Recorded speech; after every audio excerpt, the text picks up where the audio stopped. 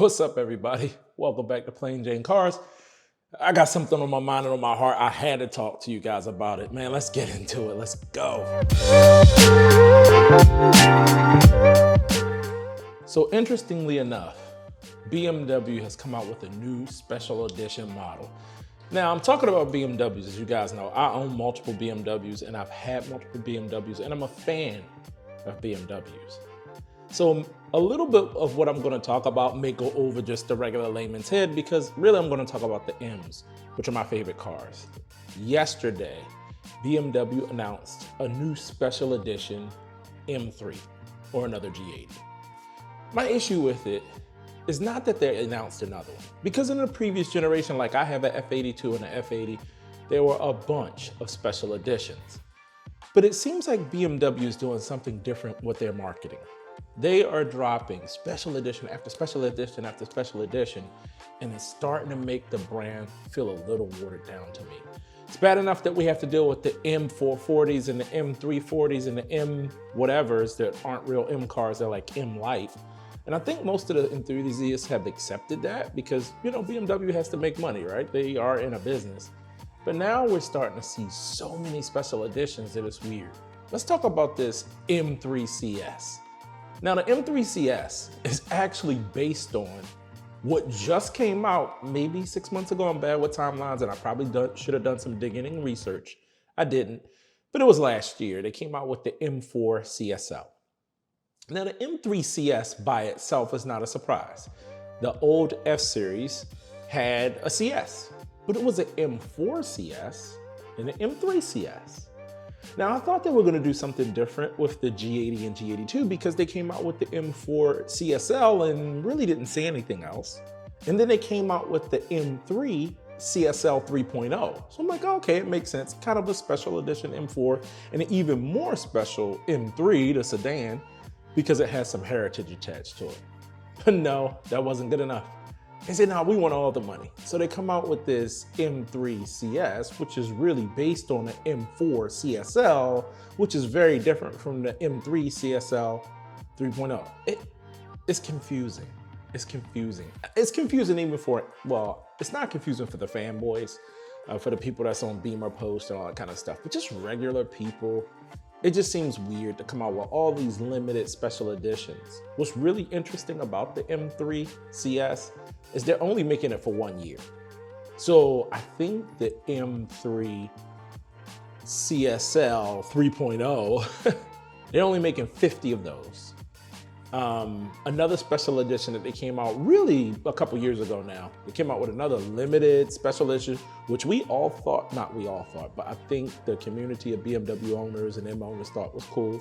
They came out with the Kith BMW. And that Kith brand is weird. There's a lot of crossover between sneakers and cars and watches and cars. Like people that are into cars tend to collect. So the Kith thing really made a lot of sense. But we know there's gonna be more special editions. Now I'm convinced there's not gonna be an M4 GTS. I don't think we're gonna see that hardcore racing G82 or G80 like we saw in the previous generation. At least I thought so. We might actually see that too. I wanna know what you guys think, right? Even you non-BMW people, as you can see, all of these different models, what do they mean to you? When you see them on the street, do they mean anything? Probably not.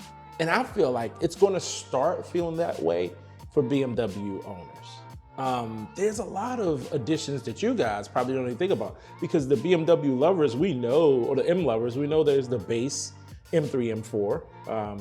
There's the competition M3, M4. Then there's the competition X-Drive, which is the four-wheel drive version. There's the base. I don't know if the base comes in the four-wheel drive or the X-Drive version, or all-wheel drive version. I'm not sure it does, but it may. And then we got the Yari edition, and I don't hold the Yari against BMW. That's something they've done multiple generations, just like they've done the CS and the CSL. And I mean, it's really all brand stuff. It's kind of like, I kind of have mixed emotions. I can't be mad at BMW and not be mad at Jordan brand for coming out with a new pair of ones like every 6 weeks. It just feels the same. It feels like eventually you start watering down the brand. Like, I look at people with ones or Panda Dunks on, and I don't judge them. It just gets to the point where you're like, it's not really special. It's just another shoe. It's another car. You can only come out with so many limited edition models and so many limited editions when you're a big brand like BMW, right? BMW is a massive car maker. Now, another brand that does this that's very similar that I too love and never owned, maybe will soon, is Porsche. They do it with the 911, but what I think they do so well with the 911 and what they don't have to contend with is a coupe versus a sedan. Now, I know they use some of the same naming conventions, and a lot of the car people went crazy when they started calling their electric car Turbo S. Totally agree with that. But really, it's more of a brand. It's not really talking about the engine anymore, like we know what AMG did with the 6.3. It hasn't been a 63 or a 6.3 for 15 years, or however long it's been since the W204, W205, whatever it is, the AMG. It's been, you know, a 4-liter or whatever it is for forever, but they still use that 63 as a branding moniker. And what I think 911 does so well, we know there's the Carrera, there's the Carrera S, there's the Carrera 4S, there's the GTS, then you get the GT3, then you have the GT3 RS, and then you have the Turbo, and you have the Turbo S, and you have a Targa, and you have the Cabriolet. And at times I feel like even the 911, and that's not even talking about the special editions, there are layers to like what all of these car manufacturers do. And sometimes I just feel like it waters the brand down. I love the new M3 CS, don't get me wrong. I think it's cool. But I think it's getting a little old saying, oh, it has a carbon fiber hood and it has these carbon fiber flicks and it has a carbon fiber splitter and it has a different grille, and I wonder what the MSRP is gonna be. I've been in the market, spoiler alert, possibly about doing a G82. I'm done doing the stuff I want to do to plain Jane. I kind of want to have the thrill of building and designing a car my way again, and kind of thinking about sticking to being on brand and doing another M4, because I love the M4 and I want to build another S58. I want to build an S58. The potential of horsepower in those cars is amazing. So anyway, I'm rambling because I'm still trying to process, what is BMW doing? I know there's going to be a Heritage Edition soon. I know there's going to probably be a GT4. I don't know if there's going to be a DTM car, possibly.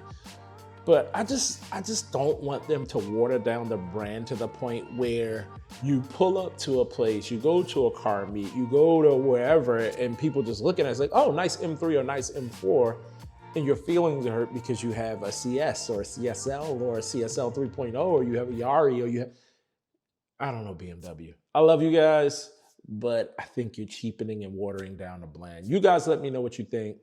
Appreciate you watching the video. We might do more of these rants and reactions to new models that are coming out as they come out. This one I wasn't gonna do, but I watched the video a couple of times. I was just like, this is just a 5-minute commercial of the same car that has a little bit different tune on it than like the competition. Like they're doing the same thing they did with the F-Series. It annoyed me then. I didn't think about venting it. They're doing the channel, I'm venting it now. You guys let me know. Let me know what you think. I'm pretty sure Ford's gonna do it with the Mustang, they do it with the Camaro, for Chevy, they're doing it with the Corvette. If you haven't watched that video of my top 10 cars that's coming out for 2023, there was two BMWs on the list. Check that video out, I'll link it right here. I think it'll probably, wherever, you'll see it pop out. Click on it, and also browse the channel. Check out the other channels. Oh, podcast coming soon, man.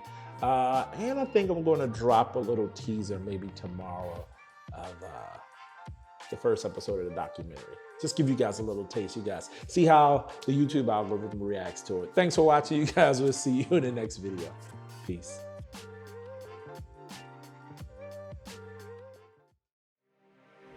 Remember your first car? The first time you parked it and walked away. Did you turn around and look back at it? How about the first time you washed it? What did you think? Some of us become addicted to cars strictly based on our first car. We fall in love with cars and we fall in love with the car culture. That's what this series is going to be about. The car culture itself and how we become so addicted to it. Welcome to episode 1.